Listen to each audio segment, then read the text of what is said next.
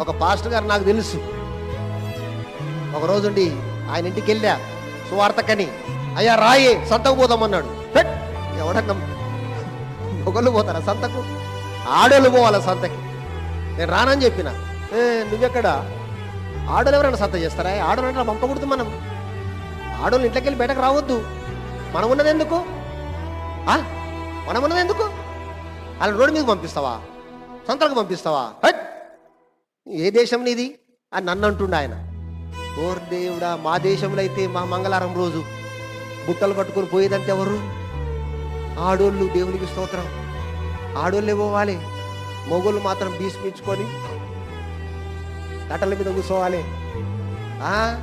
సంత ఆడోళ్ళదా మొగోళ్ళదా? సంతలు ఎక్కడన్నా మొగోలు కనబడితే అందరు మనోళ్ళు ఏం చేస్తారు? పక్క నవ్వుతారు. ఈడెవరా సంతకు పోతుడు? ఈడు సంత